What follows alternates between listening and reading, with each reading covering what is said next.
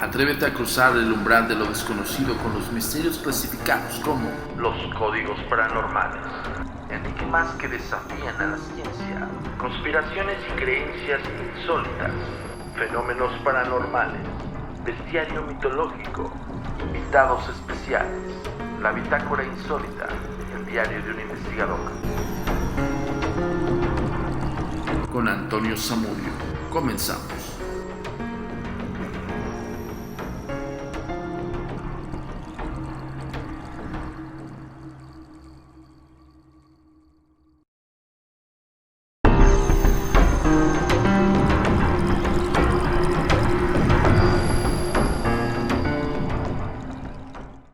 Hola, ¿qué tal? Bienvenidos una vez más a Códigos Paranormales, los podcasts de lo desconocido, a cargo de su servidor y amigo Antonio Zamudio, director de la Agencia Mexicana de Investigación Paranormal, Los Agentes de Negro. Esto es traído hasta ustedes como cada semana, nada más y nada menos por Univision.com y por Euphoria On Demand. Esta semana vamos a hablar con uno de los colegas y gran hermano prácticamente de la Agencia Mexicana de Investigación Paranormal, Cristian Ceballos. Investigador por más de 20 años, prácticamente en los medios de comunicación casi el mismo tiempo, y por supuesto un gran dotador de documentos fehacientes acerca del fenómeno paranormal. Tuvimos una entrevista con él. Él es de Ecuador y créame que tiene unos casos escalofriantes. Él nos va a narrar en este momento de qué se trata.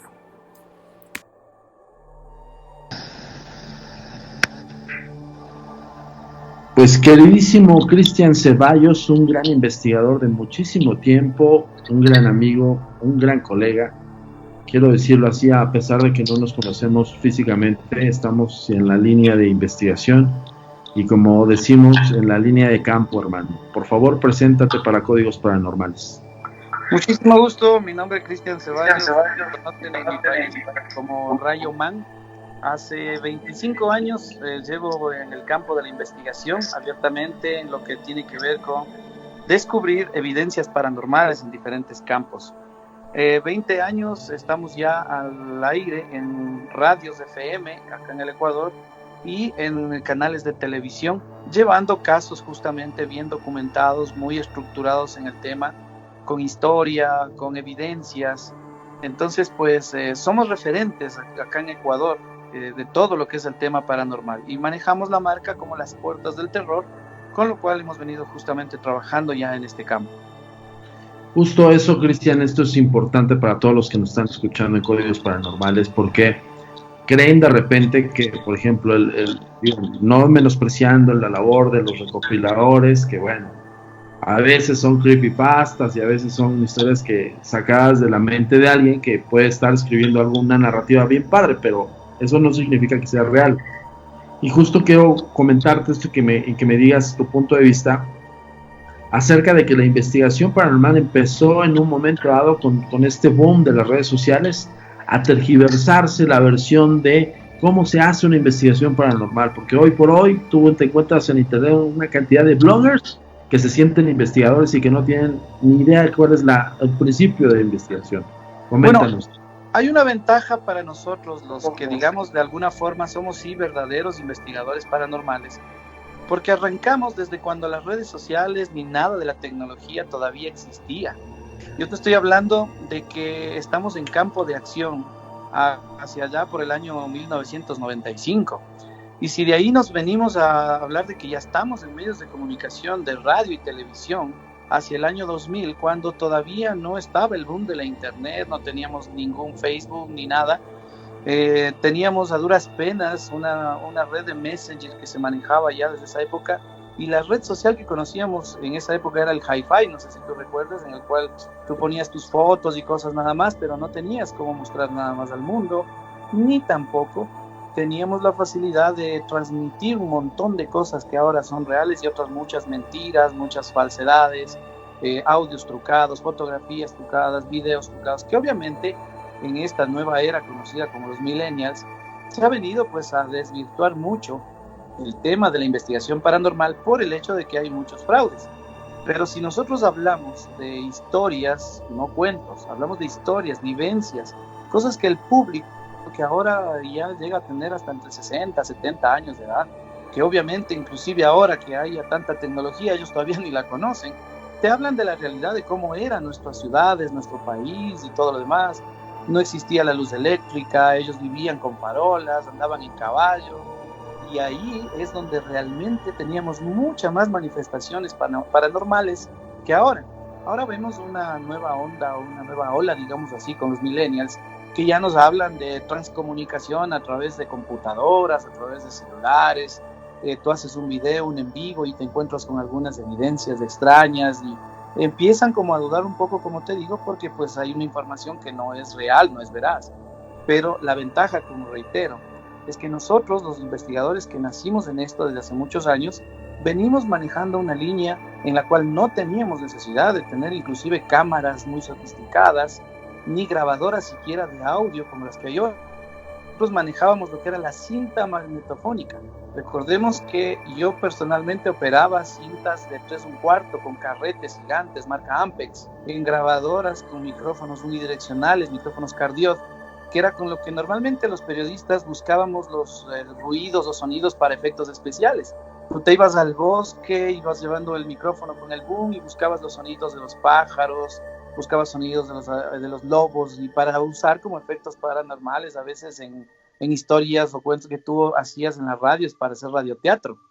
Y en el medio de esto nos encontrábamos con eventos paranormales, voces del más allá que no estaban en el lugar. Tal vez una casa abandonada, un sitio donde alguien murió y donde tú hacías una pregunta y el espíritu te respondía.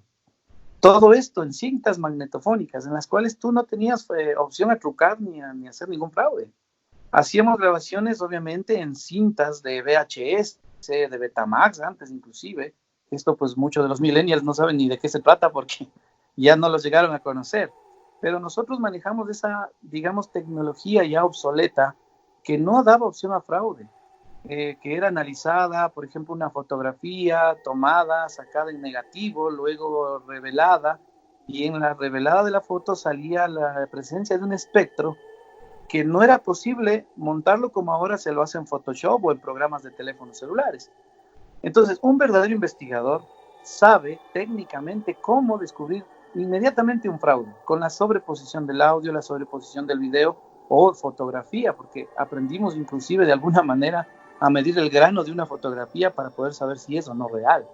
Entonces, en base a la mayoría de fraudes que hay ahora, inclusive nosotros como investigadores nos dedicamos a desvirtuar ese tipo de fraudes. De una misma les decimos, ¿sabe qué? Eso no, eso es un montaje. Porque una fotografía paranormal, un video paranormal o una psicofonía no solamente se escucha, se siente. La energía se siente. Entonces ahí nosotros podríamos hablar de que estamos trabajando todavía como al principio. No hemos cambiado la temática porque no podemos dejar de ser profesionales en el campo de la investigación, porque la tecnología tal vez nos quiera dejar atrás en ese sentido. Sobre todo eso, Cristian, y yo creo que de ahí abarcamos desde el principio de la vieja escuela. O sea, yo sí soy muy enfático en eso cuando me preguntan, oye, ¿cómo llegas a una evidencia? Pues bueno, evidentemente tengo unos parámetros de una vieja escuela que no conocías, cabrón. Ni siquiera está dentro de tu argot cultural, por lo mismo de que te tocó toda la masa tecnológica y todo este rollo. Justo es más factible que sean falsas, ¿no? Exactamente. No es enteramente como lo que nosotros hacíamos, ¿no? Exactamente. Las magnéticas, incluso yo me hiciste la remembranza del VHS con la cámara de VHS tipo reportera, era así el asunto, ¿no? Claro, andábamos cargados unas camarotas con unos mega cassettes gigantes. Antes el equipo rústico, obviamente, pues que, como digo nuevamente, los millennials casi no los llegaron a conocer porque ellos tienen ahora una cantidad de equipos modernos que obviamente los usamos ahora porque ya no tenemos opción de conseguir ya cassettes o cartuchos porque te cuento una cosa que a mí siempre me gustó, hasta recientemente, grabar psicofonías en cassette de cinta magnetofónica, ¿sí? Y luego hacerle el análisis con el audio y subirlo luego a una computadora para en la computadora encontrar lo que hacíamos también en las cintas de cassette. No sé si tú recuerdes, utilizábamos un pitch con el cual bajábamos las revoluciones de la cinta para escuchar más clara la psicofonía. Entonces ahora esto se hace a través de programas de computación. Nos libera un poco el tiempo, digamos, ¿no? Porque esto de poner la cinta y que a veces inclusive tanto reproducirla, se ondulaba y se dañaba. En la computadora, pues obviamente al ser ya un dispositivo digital lo puedes reproducir 1.000.000 de veces que no pasa nada, le puedes dar un poquito más de claridad, porque ahora los software te ayudan para que elimines el ruido aural y saques adelante un poco más del sonido de lo que quieres escuchar.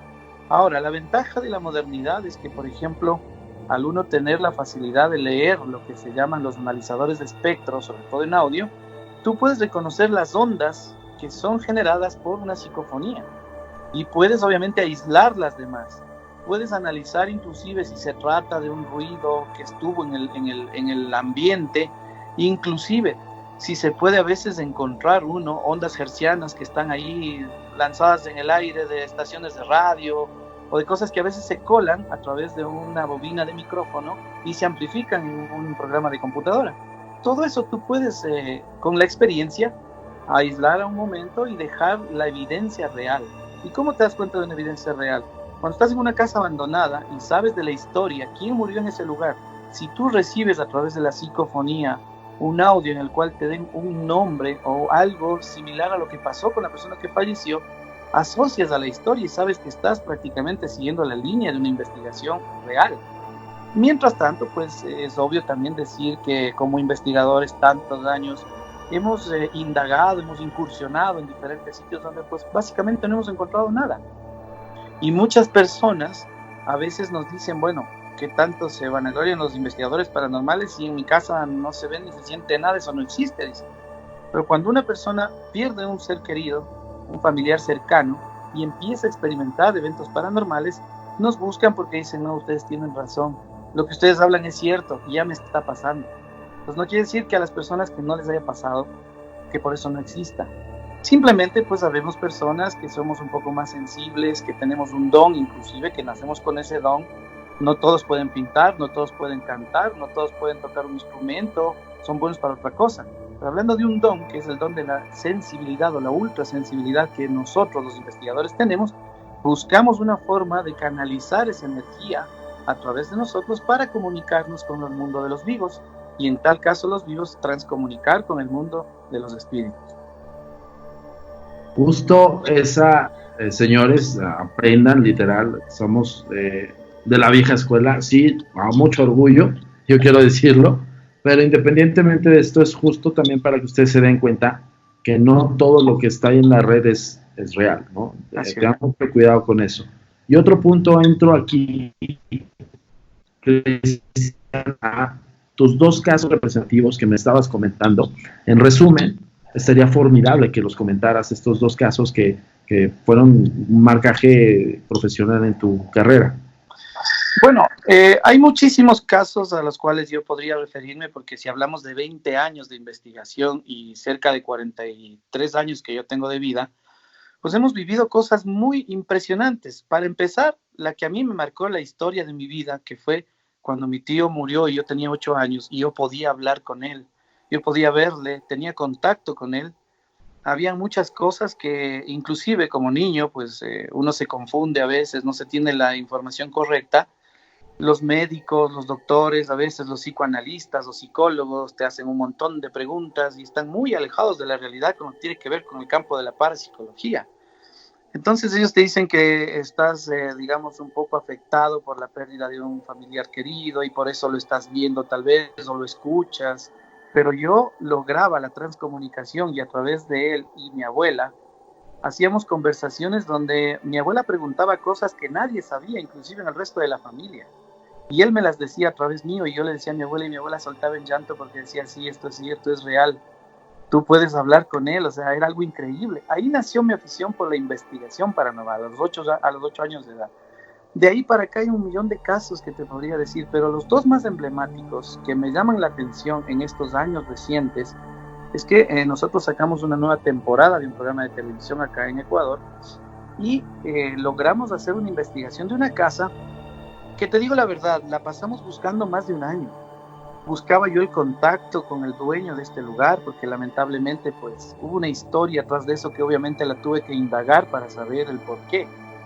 Una mansión de más de 220 años de construcción, que fue la más antigua de la ciudad de Quito, capital de Ecuador. Está en una forma o posición, digamos, ya bastante vetusta, no ha habido un mantenimiento. Bueno, hay otro antecedente que obviamente aquí en nuestro país, sobre todo en Quito, en la capital de Ecuador, las edificaciones antiguas de más de 100 años no se las puede cambiar su fisonomía ni nada, es un patrimonio cultural, y si es que en algo se le puede remodelar, digamos así, se lo tiene que mantener su fisonomía como es. Pero en este caso, pues en la indagación que yo hice para poder sacar esta historia, tuve que conocer que el hijo del dueño actual de esta mansión tuvo una enfermedad llamada cáncer, en la cual pues él tuvo que invertir todo lo que tenía para tratar de curar la enfermedad de su hijo, alargar su vida, y él invirtió todo lo que tenía y se quedó prácticamente en la calle, digamos así, literal, porque tenía préstamos que pagar y mucho dinero que ya no podía sostener. Y es por esto que esta casa se ha deteriorado tanto al punto de que una parte de ella inclusive ya se cayó en la parte posterior. En la parte de un costado también el río hizo lo suyo con tanta cantidad de años en una parte de la casa, y ahí salió otra parte de la historia, que fueron los amentas, que los nazis cuando habitaron esta casa hace más de 90 años habían enterrado, habían creado su propio cementerio. ¿Con qué afán? Estos nazis, se supone, según la historia, fueron desertores de la guerra de Alemania y vinieron a refugiarse acá en nuestro país. Ellos vivían escondidos acá porque ustedes saben cuál era el régimen alemán, ¿no? A la gente la mataban solamente por sospecha. Entonces ellos se refugiaron aquí, tenían cosas de ellos en la casa actualmente, inclusive se ha visto las pinturas antiguas de esvásticas en las paredes, ¿sí? Las puertas con los motivos tipo leones que habían en esta época, que era justamente pues alusiva al tema de los alemanes. Los testimonios de la gente que ha habitado este lugar, que ha trabajado en este sitio, un tiempo una fábrica textil, y ellos afirmaban ver la presencia de seres grandes, tipo seres justamente como los famosos supermanes arios que se los conoce a los alemanes, ¿no? Que eran unos hombres altísimos, rubios, grandes, muy corpulentos, y todos los que han pasado por este lugar afirmaban haberlos visto alguna vez en este sitio. Entonces se fue alimentando la historia cuando esto ya fue una fábrica, luego fracasó en la fábrica, cerraron, maquinaria quedó inclusive ahí, hay un montón de sitios que están todavía, digamos, de alguna manera como dejaron. Entonces la historia de la casa, como no podíamos llegar hacia el dueño, digamos así, yo busqué un contacto a través del hijo del dueño, con quien pues obviamente el fanático del programa que yo realizo en radio y todo, logramos un contacto, un acercamiento, y de alguna forma logré convencerle que permita que saquemos esta historia al aire y que la gente conozca la historia real de la mansión. Esta se llama la mansión La Industria, le dicen La Industria porque fue una fábrica textil un tiempo. Entonces empezamos a indagar en el lugar, llevando cámaras, grabadoras psicofónicas. Los testimonios de las personas que ahora son los dueños son impresionantes. El mismo hecho de que la noche que hicimos la primera investigación ahí, al siguiente día constatamos, alguien a la madrugada lanzó piedras y rompió una ventana. Y las piedras fueron lanzadas del lado que es la parte posterior de la casa que da al río. O sea, para tú botar una piedra a ese lugar, tenías que haber entrado al río. Y es un río que obviamente la gente obviamente no se mete ahí porque es muy peligroso. Entonces, bueno, los testimonios que hablan que la señora madre del amigo que te comento, pues siente la presencia de una persona que ingresa en su habitación. El padre del amigo, pues que cuando él llega a la madrugada ve que llega con otras personas y no existe nadie. Las psicofonías que logramos ahí fueron psicofonías con unos audios similares a los radios de comunicación de los nazis. Esto se hizo aproximadamente entre la 1 de la mañana, en una noche que empezamos a hacer una indagación ahí. Sentíamos como alguien caminaba por las gradas vetustas de madera del lugar. Y bueno, y antecedentes también en este sitio, pues lo alquilaban para hacer eventos de conciertos de rock. Una vez en la noche, en el tercer sótano que digamos así hay en la casa, ya al ras del río, hubo una banda de rock que vino de la ciudad, del país hermano de Colombia, y uno de los muchachos, pues obviamente había consumido sustancias alucinógenas y bajó a este subterráneo, y justamente con la influencia de estas sustancias, se supone que como es un sitio tan pesado y tan cargado de energía, él sintió algo así como una especie de persecución. Del miedo que él tenía, sacó una pistola y empezó a disparar. Y lamentablemente el desenlace fue crítico porque él terminó dándose un balazo y matándose en ese sitio. Vino la policía, hicieron investigaciones en el lugar y a partir de esto el lugar se ha cargado mucho más energéticamente. Han venido personas que han visitado de otros países, de otras ciudades inclusive, porque ahora ya al dar a conocer esta historia en nuestro país, pues se volvió, digamos, un sitio muy emblemático hablando paranormalmente, ¿no? Hay unas cuevas en esta casa que tú las exploras, son de aproximadamente unos 600 metros y llegan hacia el centro histórico de la capital de Quito, donde están las iglesias de Santo Domingo, por ejemplo, que es el centro de la capital. Hay túneles que conectan hacia las otras iglesias, como la iglesia de San Francisco, que está cerca del centro más de Quito, donde está el Palacio Presidencial y todo. Entonces, esta es una de las historias, digamos así, que más ha tenido connotación por la antigüedad del sitio, los antecedentes de quienes lo habitaron, qué fue en el transcurso de estos años. Entonces, quedó como un ícono, digamos, aquí en lo que respecta al tema paranormal. Oye, Cristian, perdón, antes de entrar a la otra, digo, igual estaría formidable que tuviéramos también esa psicofonía y que nos la explicaras ahorita. Vamos a escucharla. Ok, Cristian, ¿qué escuchamos? Bueno, básicamente te comento, no la tengo a la mano porque estoy en otro lugar, pero las psicofonías las hicimos analizar porque obviamente nosotros de alemán no conocemos absolutamente nada. Y una persona que hablaba idioma alemán nos comentaba que la psicofonía dice algo así como incursionan 5. Sí, eso es lo que dice, incursionan 5. Okay. En este idioma alemán. Y nosotros estábamos 5 personas, 5 investigadores que estábamos en esta noche haciendo la psicofonía. Éramos 5 personas. Hay otra información que decía como que pongas en información o algo así, ¿sí? Entonces, bueno, la psicofonía, como tú conoces, y para quienes sí son expertos y saben de la materia, no son audios tan correctos y perfectos, son interpretativos, porque tú tienes que interpretar una psicofonía. Un espíritu o una información de energía no tiene la capacidad de generar, pues obviamente, el audio para poder ser claro. Estamos hablando de una psicofonía del más allá, o comunicación o audio del más allá, de ultratumba. Entonces es una información que obviamente se recoge en el medio del ambiente y que hay que amplificarla, hay que purificarla un poco, limpiarla, filtrarla para tratar de interpretar a ver qué es lo que dice. Pero lo más impresionante es que obviamente pues logramos ahí escuchar un sonido tipo radio, porque esto hablamos con los investigadores, digamos, acá en el campo científico y en el campo del audio. Decimos, bueno, si el audio es demasiado, tiene un sonido como de teléfono mismo, ¿ya? Entonces es como que tú hablas a través de un handy, en radio, hacia otro lugar en ondas. Entonces lo que nosotros logramos tal vez sacar de conclusión es que estos personajes que vivieron ahí tal vez se comunicaban a través de radios, de ondas de radio, hacia su lugar natal, ¿no?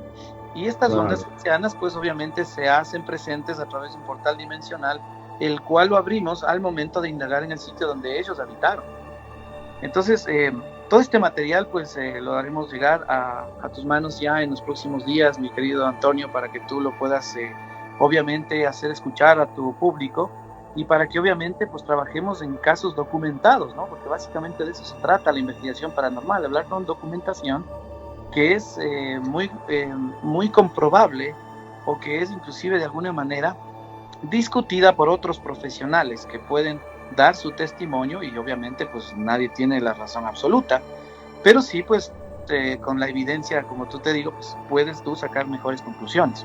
Sobre todo, Cristian, tenemos la herramienta, o sea, al final del día nosotros como investigadores somos una herramienta para toda la gente que nos está escuchando, y justo te hice mención lo de la psicofonía, precisamente para que la gente escuche más o menos qué es lo que hay en la psicofonía, y sobre todo también algo muy importante que acabas de decir, esas entidades hasta cierto punto estaban conscientes de tu estado porque interactuaron con ustedes. Exactamente, o sea, básicamente lo que un investigador paranormal hace es, como se dice en el argot popular, alborotar el avispero. Hay muchas personas que hacen esta pregunta y que se hacen esta pregunta. Dicen, bueno, he tenido preguntas similares, te digo, de colegas periodistas, ¿no? gente de televisión sobre todo, que dice, bueno, ¿y cómo es que yo voy con una cámara, ingreso a un sitio, la pongo a grabar y no encuentro nada? Entonces yo le digo, ok, yo te doy una guitarra y si tú no la sabes interpretar, va a decir, yo la toco, pero no la interpreto. Nosotros podemos canalizar la energía de los espíritus y las podemos hacer que se transcomuniquen contigo. Inmediatamente puedes lograr un efecto que no es ningún efecto especial, sino tan natural como que te abran una puerta, como que te lancen un objeto, como que te muevan una silla, como que generen una especie de movimiento debido a la energía que ellos justamente interactúan entre nosotros, que tal vez te enciendan una luz, que te cambien una estación de radio, que te prendan o te apaguen un equipo electrónico. Todas estas cosas que suceden en el mundo habitual de la gente y que dicen, bueno, alguna cosa, se descompuso el televisor. No necesariamente un televisor nuevo que está perfectamente funcionando bien, no va a empezar a cambiarse solo de canal, apagarse o prenderse. Una radio antigua que funciona con un dial, que necesita físicamente movimiento para poder generar ese cambio de estación, pues empieza a realizarse. De esto está documentado, digamos así, los casos reales de actividad paranormal, porque esto es la transcomunicación a través de la energía, porque nosotros dejamos de existir y somos energía. Nos elevamos, trascendemos, seguimos vivos en otro mundo, en otra dimensión, y esa es en la cual nos podemos cruzar los vivos y los muertos en este caso. Bueno, mal dicho muertos porque lo que muere es la materia, pero hablamos del espectro o el espíritu, lo que nosotros conocemos como esencia, es lo que nosotros mezclamos en las dimensiones y podemos actuar con ellos o interactuar. Y te cuento que muchas personas, sin necesidad de ser investigadores, viven estos fenómenos. ¿Por qué? Porque tienen una ultrasensibilidad y son capaces de inclusive a veces ni verlos, sino escucharlos o simplemente sentirlos. Cierto, Cristian. Y justo es maravillosa esta entrevista, señores, porque tenemos un erudito de este tema y a su vez también pues está muy correlacionado con los parámetros y sistemas que nosotros utilizamos en México, por lo menos en el área de la Agencia Mexicana de Investigación Paranormal. Yo la verdad con esto sí quisiera abonar esto y quiero anunciarlo de una vez. Estamos buscando las historias para la plataforma digital de streaming más importante del mundo y uno de ellos es Cristian Ceballos, que nos va a colaborar en el área de Ecuador, precisamente en su país, para buscar una o dos historias de estas, de las más cruciales. Una de estas se sonó formidable, falta la otra, hay que escucharla, pero ojo, con esto les quiero decir que mándanos tus historias, cuéntame lo que viste, hashtag cuéntame lo que viste, pero sobre todo cuéntaselo al mundo. Ese es el sistema que están utilizando, señores. Está en las redes sociales a disposición de todos ustedes. Por favor, dinos tus redes sociales, Cristian. Bueno, en todo lo que ustedes puedan encontrarnos acá en Ecuador, búsquenos como Las Puertas del Terror. Mi nombre físicamente, pues de pila, digamos así, es Cristian Ceballos. Me conocen más como Rayo Man. Personalmente, en mi vida, pues acá profesional, yo soy productor de audio y video. Soy músico profesional, también he incursionado en esto. Bueno, he andado por varios países del mundo.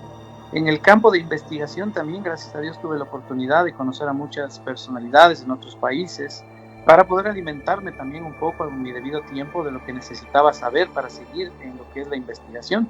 Así que todos estos documentos que podemos hablarles, programas que tenemos, todo siempre, lasportasdelterror.com es mi página web, Las Puertas del Terror en Facebook, Twitter, Instagram y en todo lo que ustedes deseen conectarse si desean saber más del mundo paranormal aquí en Sudamérica, principalmente Ecuador, pues estoy a las órdenes y cualquier cosa pues siempre estaremos ahí en contacto, mi querido Antonio. Muchísimas gracias, Cristian. Ahora sí, en resumen, el siguiente caso, porque casi que estamos echándole ojo, entonces, por favor, platíquenos. Bueno, te cuento que acá en el Ecuador, en Quito específicamente, existe un lugar llamado el Penal García Moreno. Es un panóptico. Es un panóptico porque tiene 5 aristas y un centro desde donde se comandaba todo, se vigilaba todo, y cada pabellón pertenecía a un tipo de gente. Tú sabes que siempre se clasea un poco a la gente en esto, ¿no? Hay un pabellón que es de la gente pudiente porque tiene mucho dinero y es opulente. Hay otro pabellón que pertenece a los extranjeros, que son obviamente eran encarcelados porque eran juzgados por el tema de drogas. Hay otro pabellón que pertenecía a la gente de color, porque no se mezclaban, en esto tienen una cierta rivalidad, digamos así, ¿no? La gente de color pues no se mezcla con la gente común porque se tienen una cierta rivalidad y se causaba mucho daño. Entonces, en cada pabellón que nosotros podíamos conocer, había una gran cantidad de historias, más de 70 años que funcionó este sitio, denominado el Expenal García Moreno ahora. De la noche a la mañana, hace aproximadamente ya unos 6 años atrás o 7 años, trasladaron a todos los presos a una nueva prisión.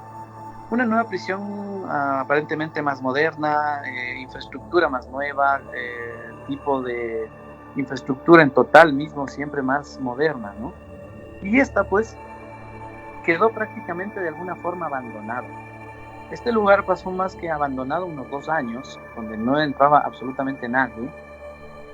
Tomaron una iniciativa de ponerle como un museo. Hacer un museo para que la gente conozca cómo es que funcionaba una prisión aquí en el Ecuador.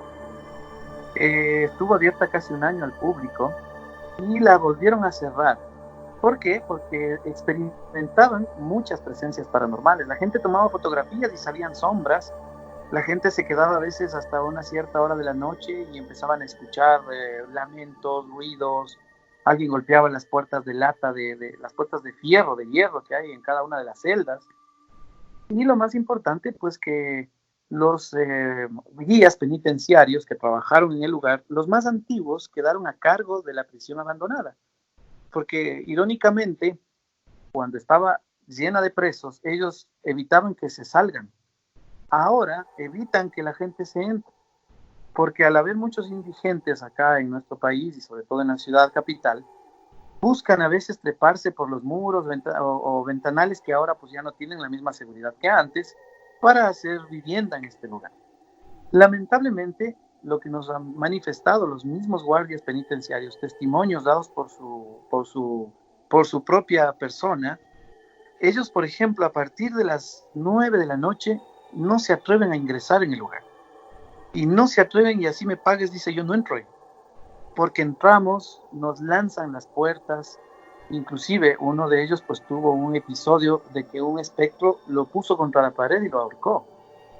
Entonces, ellos por esa misma cantidad de energía que existe en este lugar, donde hubieron muchas muertes y mucha energía negativa, muchos años de encierro de las personas que literal buscaban una forma de matarse, ¿sí? Ese es el testimonio que nos dan los guías, dicen, ellos buscaban una forma de morir, lanzarse de algún sitio para causarse la muerte, ahorcarse, clavarse un cuchillo. Pues tú sabes que en estos lugares todo esto supuestamente es prohibido, ¿no? Pero ellos hacían cuchillas con sus cepillos de dientes. Algunos tenían acceso, por ejemplo, a ver lo que pasa en el exterior a través de una televisión.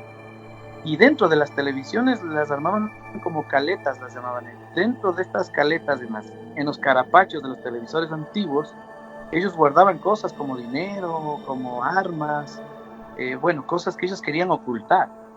Y en algunas ocasiones, pues obviamente utilizaban este tipo de equipo como arma, porque al tú romper un tubo de imagen, sacabas la base de vidrio, que era como romper una botella, y con esta pues matabas a una persona o te matabas.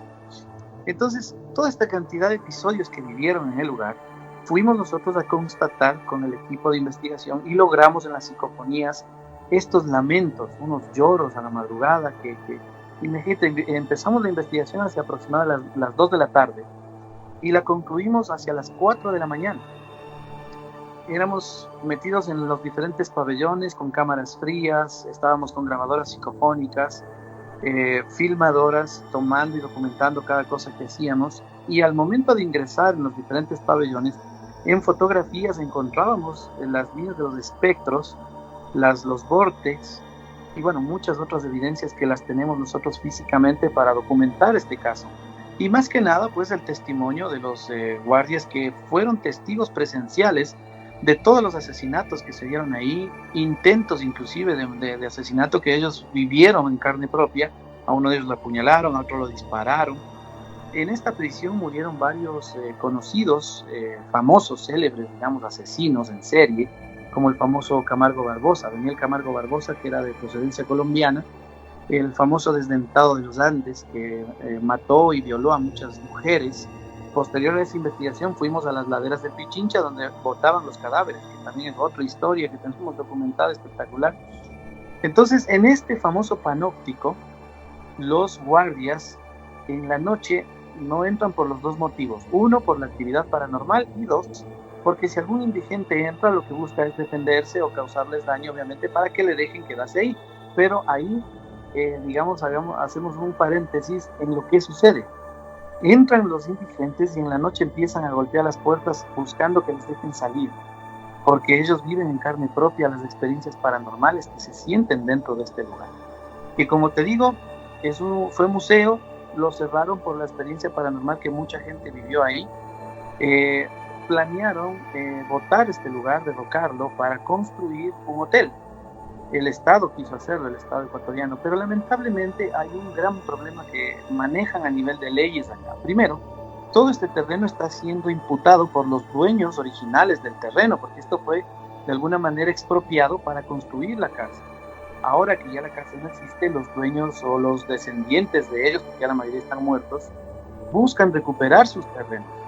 Otro problema que tienen es que en este lugar existe una celda que es patrimonio cultural del Ecuador, que fue la celda donde estuvo preso el expresidente Eloy Alfaro, que murió arrastrado y que fue una de las figuras más importantes a nivel del país, y hay un busto elevado justamente a él en la prisión, en la celda donde él estuvo, donde él prácticamente vivió sus últimos días, y esta, al ser declarada un patrimonio cultural, no se la puede derrocar, no se puede hacer nada. Si ellos votan todo, tendrían que dejar esa celda intacta. Entonces desistieron de todo plan y prácticamente lo abandonaron. Y tú sabes que un lugar, sobre todo de estas características, al estar abandonado tantos años, sigue almacenando y potenciando este tipo de actividad paranormal, que ahora se ha vuelto pues prácticamente, digamos así, una forma de vida para los investigadores paranormales, que estamos siempre sacando información de este lugar, que ahora en Ecuador es uno de los referentes para lo que es la actividad paranormal. Son los dos lugares que te puedo yo documentar al momento más trascendentales, digamos así, sobre todo acá en el Ecuador. No, y sobre todo el contexto que tú estás arrojando y la documentación que tú tienes, y sobre todo la investigación. Además de que evidentemente estamos referenciando lugares que tienen actividad por años y que lo que acabas de comentar, Cristian, la gente que entra a esos lugares como que se sume incluso en el mismo estado de ánimo de los que yacen ahí y se sienten como reos, como estos indigentes que nos acabas de contar, de que buscan techo, pero después dicen, sáquenme de aquí, ¿no? Sí, te digo que en ese sentido es que los mismos guardias penitenciarios, te hablo de personas ya de más de 50 años de edad, ¿no? Que ellos te cuentan con un lujo de detalles todo lo que se vivió en esos más de 40 años que ellos fueron guías penitenciarios, qué presos políticos llegaron ahí de alto calibre, qué famosos narcotraficantes estuvieron encerrados en los pabellones de máxima seguridad, donde pues ellos, a la forma misma de tener una cantidad de dinero con la cual incluso, tú sabes, compran a la gente adentro y afuera, tenían el mando de poder ellos armar una mafia ahí, en donde en noches específicas se armaban lo que le conocen como zafarranchos, metían prostitutas, metían alcohol, metían bebida, marihuana, droga. Bueno, hubo una cantidad de cosas, como te digo ahí, que nos han comentado, porque bueno, obviamente muchos de estos temas no los hemos puesto, digamos, nosotros en nuestros documentales, porque pues no son trascendentales o no tienen nada que ver con la actividad paranormal. Pero en lo que sí tiene que ver con toda la actividad paranormal, la misma policía, gente de rondas, hombres y mujeres, porque en esto, pues tú sabes, hay mujeres policías que a veces eran asignadas a diferentes rondas, sobre todo en el área ejecutiva de la presidencia, en este caso del famoso penal. Había el área de primeros auxilios o hospital que ellos tenían, donde inclusive había un área donde ya tenían a los enfermos desahuciados, que ya estaban esperando meses para morir, porque tenían enfermedades graves. Estos lugares todos han sido siempre documentados de que ha existido siempre una alta actividad paranormal, antes de ser abandonado, después y ahora mucho más. Entonces, este sitio específicamente, como el famoso panóptico García Moreno, la famosa mansión del Machángara, como nosotros le hemos bautizado, porque es la mansión de la industria, pero le llamamos la mansión del Machángara, porque está justo al costado de un famoso río que corre por este lugar, que es el río Machángara, donde hacia la parte, digamos, de unos 2 kilómetros más allá, hay otra locación espectacular donde también hicimos investigación que se llaman los Molinos del Censo. Los molinos estos eran una edificación antigua con silos de cemento, donde habían turbinas gigantes que se alimentaban a través del río, la energía subía, bajaban los maíces para hacer las trilladoras y crear la harina para hacer el pan. Pero son unas maquinarias gigantes en donde muchas personas murieron, donde luego fueron a dejar un montón de cadáveres porque al ser una quebrada, la gente que a veces se accidentaba, iba para allá, moría. Y los cadáveres que recopilaban eran a veces, en un tiempo acá se dio un fenómeno, que asesinaban gente y la encontraban desmembrada en maletas. Y esas maletas las encontraban ahí abajo del río, justo en el área de los Molinos del Censo. Y al ser un sitio, pues, digamos, cerca a la ciudad poblada, había personas que sufrían accidentes, caían al río e iban a parar en la malla de la turbina gigante el cadáver. Cuando el cadáver empezaba a descomponerse, se fragmentaba, se metía a través de la malla y era triturado por la turbina. Automáticamente en la parte de afuera, en la parte de la malla, digamos, final, donde el agua ya cae, encontraban restos humanos. Entonces, me imagino la carga descomunal. Una carga energética brutal. Y si tú ves, como te digo, te voy a enviar imágenes de todo esto.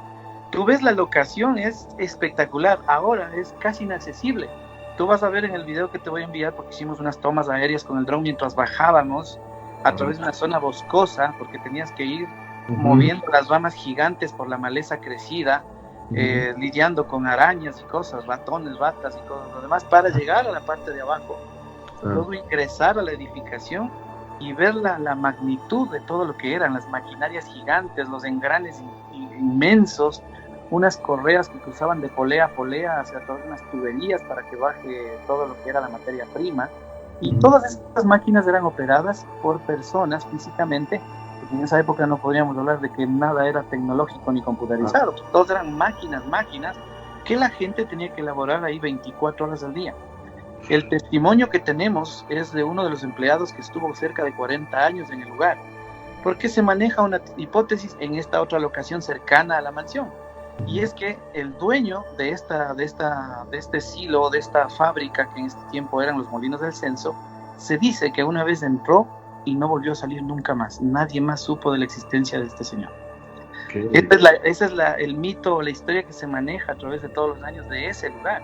Y la misma persona que trabajó ahí, que fue incluso el custodio ya, y que tiene una casa a unos aproximados 10 metros del molino bajando por la montaña, todavía él vive ahí con sus hijos y con su familia, y él nos da pues el testimonio, recreando cómo fue, las personas que vivieron ahí, a quienes murieron, quienes tuvieron accidentes fatales, porque fueron presos de las bandas y las poleas inmensas de los motores, a veces perdían las manos, perdían los brazos, en accidentes, digamos, laborales, ¿no? Entonces, pues, tú entras a ese sitio y automáticamente sientes la presión, primero, del abandono del lugar que ya va abandonado más de 15 años.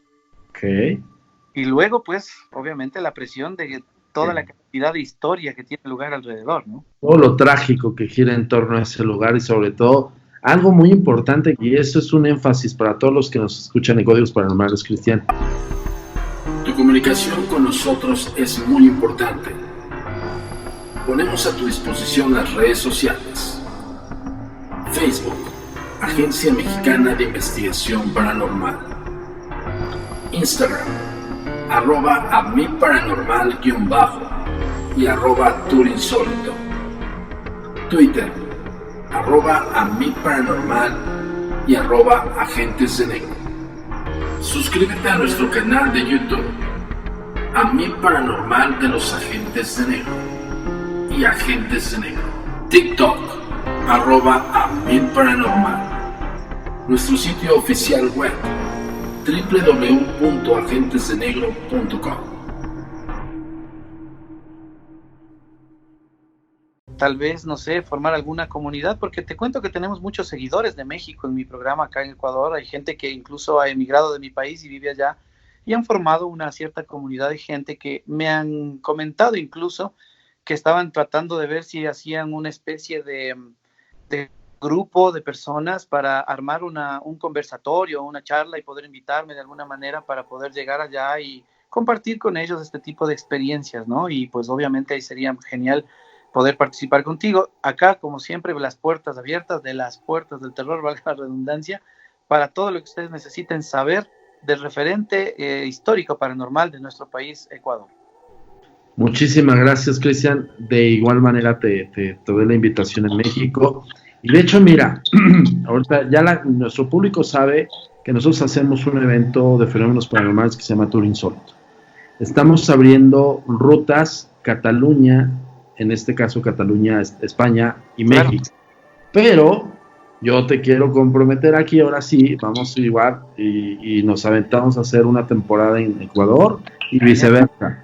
Traer gente de Ecuador a México para que viva la experiencia sobrenatural con Tour Insólito y nosotros ir también a Ecuador contigo, con mexicanos, a vivir, por ejemplo, esta mansión, esto que nos cuentas de la mansión, la antigua penitenciaría, no hombre, o sea, formidable.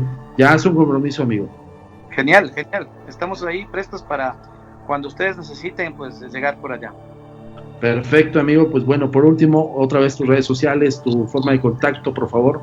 Así es, todo lo que ustedes requieran de Las Puertas del Terror con este nombre, laspuertasdelterror.com, @laspuertasdelterror en todas las redes sociales. Y pues les invito a todo el público también que nos pueda seguir los días jueves en el horario de las 21 horas hora de Ecuador. Hacemos un en vivo siempre a través de la red social, donde recabamos un poco de historias también de la gente a nuestro alrededor, historias de personas que nos envían de diferentes países también, como México, Estados Unidos, España, de diferentes continentes. Estamos en conexión con ellos, porque ahora la magia del internet nos lleva al mundo. Nos envían fotografías, nos envían audios, videos para analizar. Obviamente, pues ahí nosotros también desvirtuamos mucho de lo que hablábamos hace un instante, ¿no? De los fraudes que hay, porque te llega un video, te llega una fotografía y tú ya le armas el panorama más grande, la gente empieza a armar un alboroto y a la final es algo falso. Entonces, hemos dedicado pues también obviamente a guiar o a orientar a la gente en ese sentido, y por esta razón te digo pues que seguimos nosotros abriendo ese horizonte y esperamos nuevamente pues que sigan en sintonía del programa, tanto de Bitácora Insólita como también de Las Puertas del Terror. Muchísimas gracias, mi queridísimo Cristian. Yo te agradezco infinitamente. Ya sabes que cuentas con nosotros para las que sean, como dicen por ahí. ¿Va? Listo, maestro. Muchísimas gracias. Gracias, Cristian. Muchísimas gracias a todos los que nos escuchan en Códigos Paranormales. Nos vemos la próxima semana.